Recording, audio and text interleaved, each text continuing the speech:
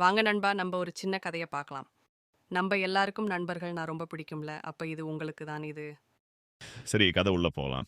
2 நண்பர்களின் கதை. சன்ரிட்ஜ் நகரத்தில் 2 நெருங்கிய நண்பர்கள் இருந்தனர். அர்ஜுன் மற்றும் ரோஹன். இருவரும் நல்ல நண்பர்களாக இருந்தாலும் அவர்களது நடைமுறை முற்றிலும் மாறுபட்டது. அர்ஜுன் ஒரு புத்திசாலி மாணவன். பாடங்களில் முன்னிருக்கை வகித்து எப்போதும் முதலிடம் பிடிப்பான். ரோஹன் அதற்கு நேர்மாறாக கிளாஸ் கடத்துவான். ரொம்பவே உற்சாகமானவன். சண்டை பிடிக்கவும் தயங்க மாட்டான்.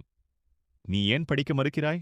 உன் எதிர்காலம் பற்றி யோசிக்க வேண்டியது அவசியம்" என்று அர்ஜுன் சொன்னால், ரோஹன் உடனே சிரித்துவிட்டு, வாழ்க்கை படிக்க மட்டும் இல்ல, சந்தோஷமாக இருக்கணும்" என்று பதில் சொல்வான். அன்று மாலை பள்ளிவாசலில் ரோஹனை சீனியர்கள் சண்டைக்காக சூழ்ந்தனர். ஆனால் ரோஹன் வலுவானவன். அவனை எதிர்த்தவர்களை முறியடித்து விட்டான்.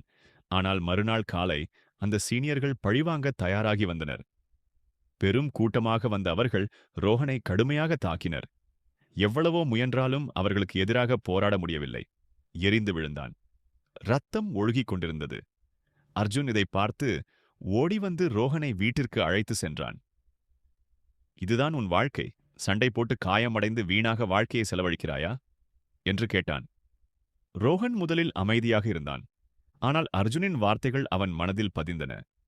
அடுத்த நாள் முதல் ரோஹன் முழுவதும் மாறிவிட்டான். படிப்பில் கவனம் செலுத்தினான். முயற்சி செய்தான். பல வருடங்களுக்குப் பிறகு வெற்றிகரமான தொழிலதிபராக மாறினான். ஒரு மாலை ரோஹனின் அலுவலகத்தில் அமர்ந்திருந்த போது அர்ஜுன் சிரித்துவிட்டு, "நான் சொல்லியது சரிதானே?" என்று கேட்டான். ரோஹன் சிரித்துவிட்டு, "நீ இல்லாமல் இதற்கெல்லாம் முடியாது நண்பா" என்று கூறினான்.